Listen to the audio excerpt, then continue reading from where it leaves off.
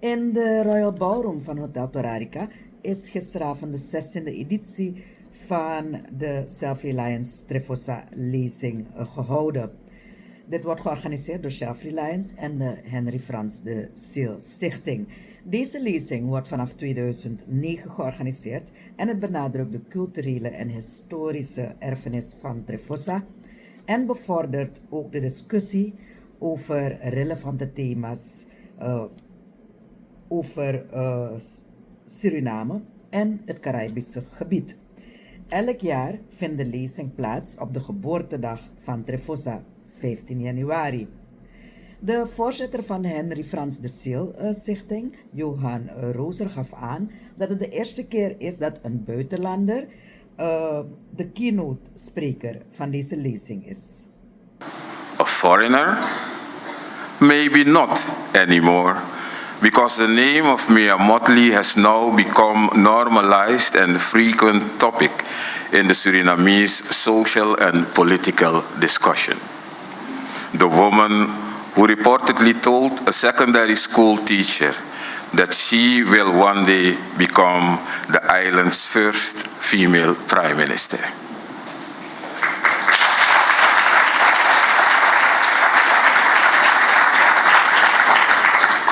We have invited you to deliver the Trefosa lecture because we believe you share much in common with Henry de Seel, who we are honoring this evening.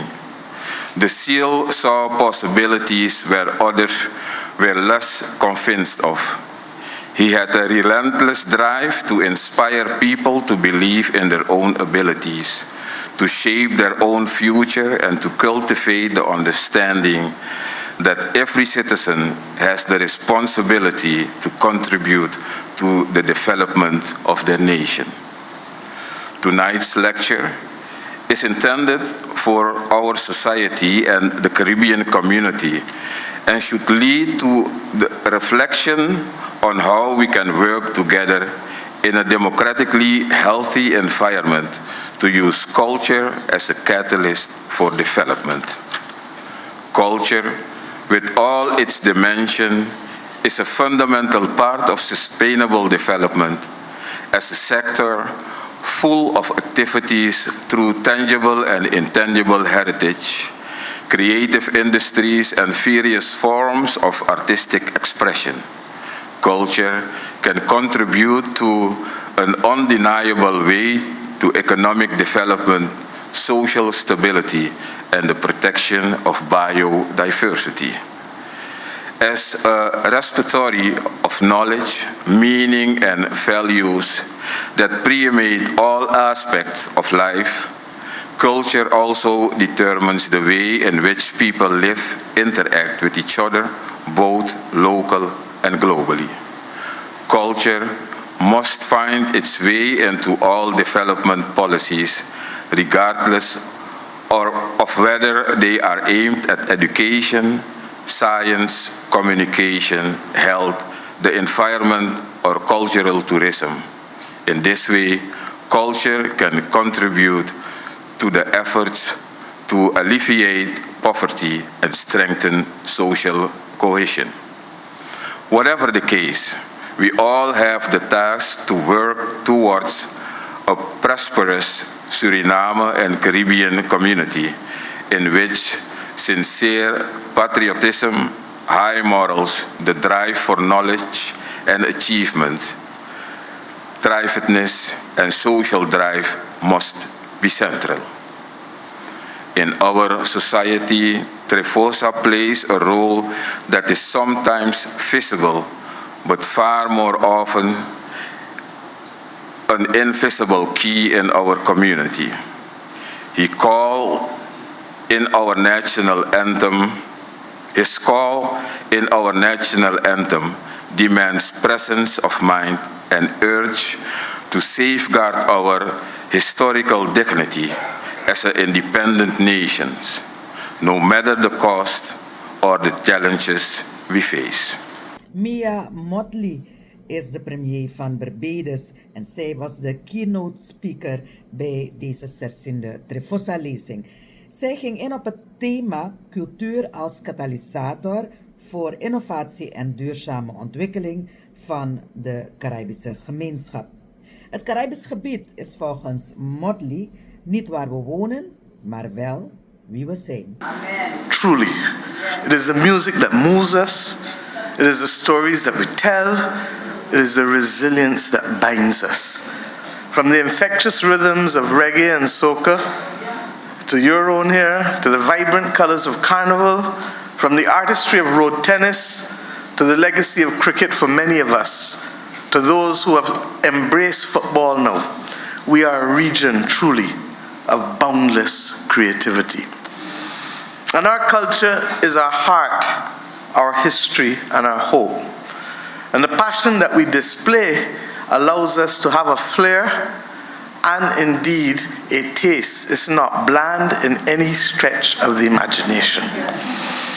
But yet, as we celebrate this richness, we are tasked with the urgent challenge of how we translate the beauty and the power of our culture into a force that drives sustainable development and economic growth for our nations. And not just that, because today I come not only to speak about the economic opportunities or culture as that driving tool, but truly culture as the platform from which we determine how we care, how we become risk takers, how we ensure that we are disciplined, how we take responsibility for our lives, and indeed how we drive it through innovation and sustainability.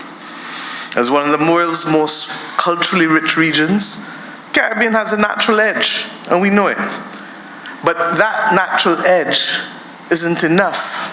To seize this moment, we must reimagine our culture, not only in terms of heritage or tourism, as a pillar for either of them, but as a driver, not just equally, of creative and entertainment sectors, but as a driver of that empathy of which I just spoke, of responsibility, of discipline, of risk-taking, of innovation.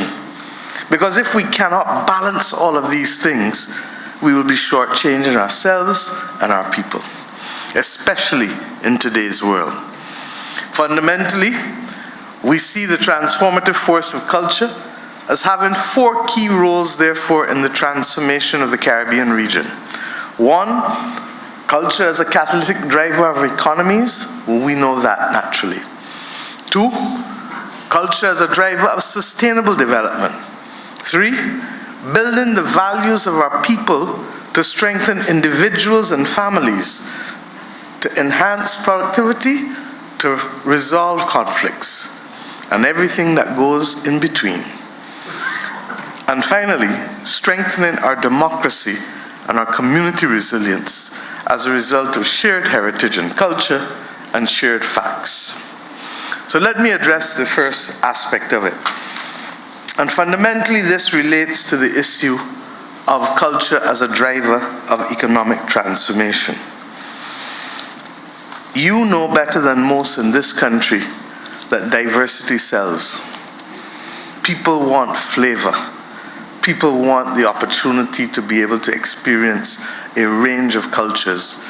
And you have expressed it best from your food, to your music, to your language, to your dance, to your art.